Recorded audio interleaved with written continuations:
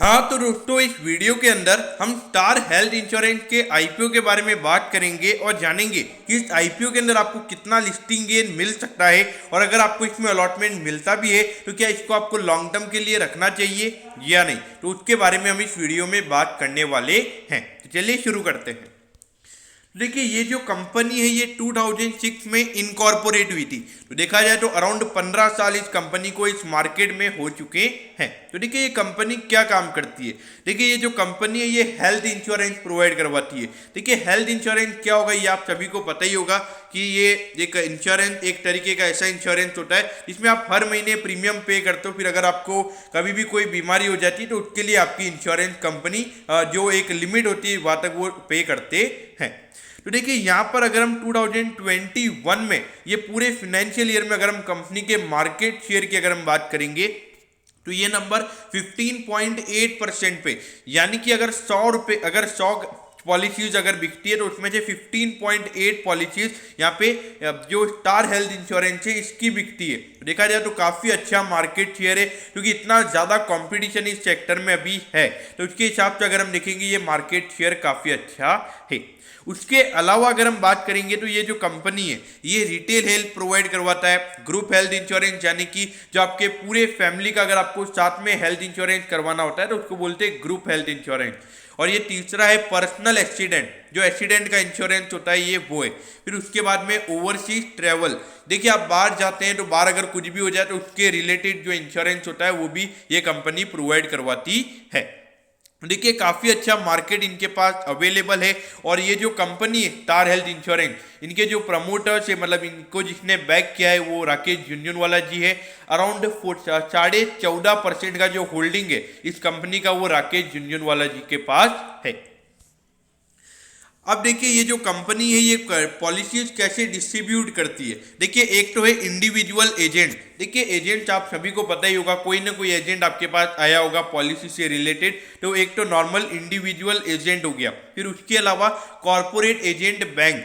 देखिए, आपने देखा होगा कि बहुत सारे ऐसे बैंक्स होते हैं जो दूसरे जो प्राइवेट इंश्योरेंस होते हैं उनको सेल करते हैं, तो उनके थ्रू भी कंपनी अपने इंश्योरेंस को बेचती है। तो देखिए, अभी कंपनी के टोटल अगर हम बात करेंगे ब्रांचेस की तो 737 के टोटल हेल्थ इंश्योरेंस के ब्रांचेस हैं, यानी कि जहाँ पे इनका इंश्योरेंस सेल होता है। उसके अलावा अगर हम बात करेंगे तो इंडिया में 26 स्टेट के अंदर इनका प्रेजेंस है और 4 यूनियन टेरिटरीज के अंदर भी कंपनी का भी प्रेजेंस है। तो अगर हम देखेंगे ऑल ओवर मोस्टली अगर हम देखेंगे तो 90 to 95% के इंडियन मार्केट के अंदर ये कंपनी अभी काम कर रही है। और ये कंपनी का अगर हम देखेंगे तो इनके हॉस्पिटल के साथ भी इनका काफ़ी अच्छा नेटवर्क है। अभी अगर हम देखेंगे तो 10,870 से भी ज़्यादा हॉस्पिटल्स के साथ कंपनी का भी नेटवर्क है।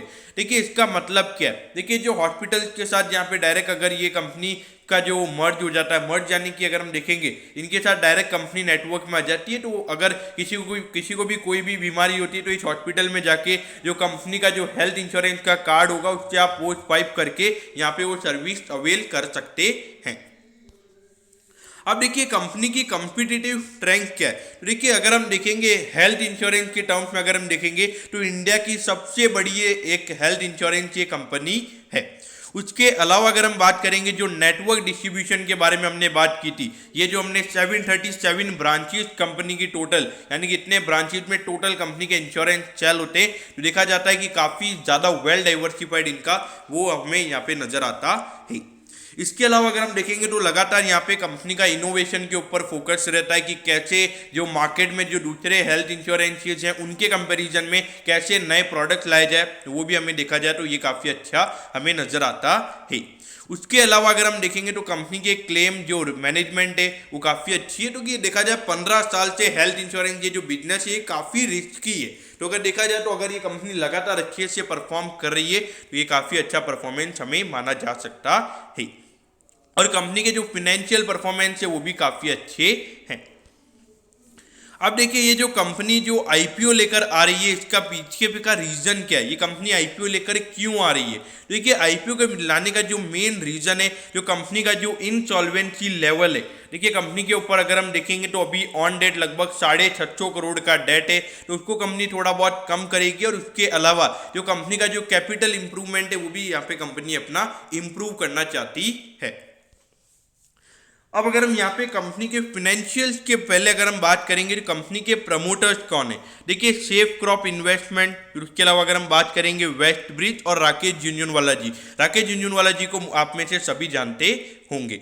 तो देखा जाए यहाँ पे सबसे पहले अगर हम कंपनी के प्रीमियम रिसीव के ऊपर अगर हम ये जो नंबर के ऊपर अगर हम फोकस करेंगे तो ये देखिए काफ़ी अच्छे से हमें ये नंबर ग्रो होता हुआ नजर आ रहा है। और अगर अभी हाफ ईयर के नंबर्स की भी अगर हम बात करेंगे तो लगभग 6,000 करोड़ के लगभग का ये नंबर है।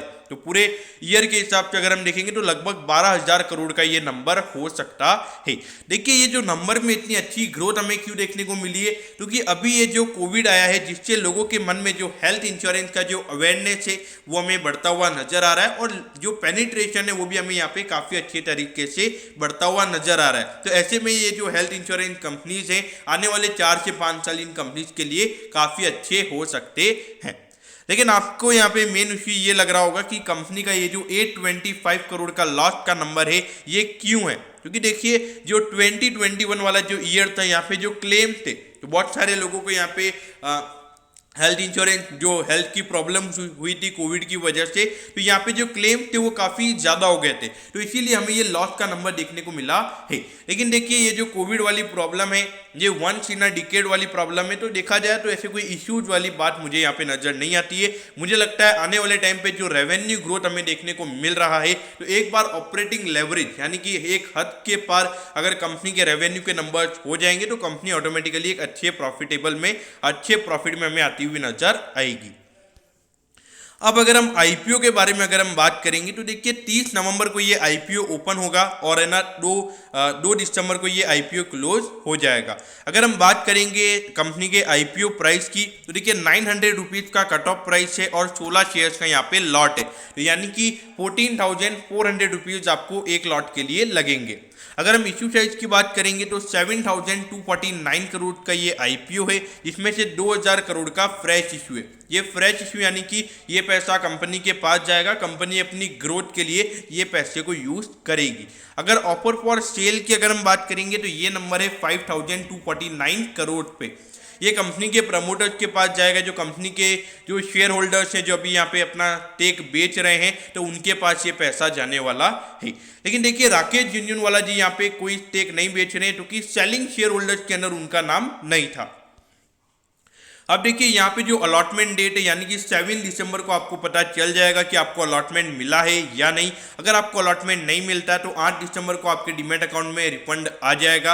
और अगर हम बात करेंगे डीमैट अकाउंट में शेयर ट्रांसफर की तो 9 दिसंबर को आपके डीमैट अकाउंट में शेयर ट्रांसफर हो जाएंगे अगर आपको शेयर्स मिलते हैं तो। अगर लिस्टिंग की बात करेंगे तो 10 दिसंबर को ये आईपीओ लिस्ट हो जाएगा। अब देखिए यहाँ पे एक लॉट के लिए 14,400 रुपीज़ आपको लगेंगे और मैक्सिमम रिटेल कोटा के अंदर आप 13 लॉट के लिए अप्लाई कर सकते हैं, जिसके लिए 1,87,200 रुपीज़ लगेंगे। अब अगर हम बात करेंगे अर्निंग पर शेयर की तो यहाँ पे देखिए ये वैल्यूएशन हम यहाँ पे नहीं निकाल पाएंगे क्योंकि कंपनी पिछले ईयर में लॉस में थी, तो लगभग 16 रुपये नेगेटिव में यहाँ पे कंपनी का जो अर्निंग पर शेयर है वो लॉस में है। और रिटर्न ऑन नेटवर्क वो भी कंपनी के नेट प्रॉफिट पे कैलकुलेट होता है, तो वो भी हम यहाँ पे कैलकुलेट नहीं कर पाएंगे, वो भी हमें नेगेटिव नजर आता है। लेकिन जो नेट एसेट वैल्यू का जो यहाँ पे नंबर है ये आता है 63.58 पे। तो इससे अगर हम देखेंगे तो अराउंड 14 to 15 टाइम्स हमें यहाँ पे कंपनी का जो प्राइस टू बुक रेशियो का नंबर है वो हमें नजर आता है।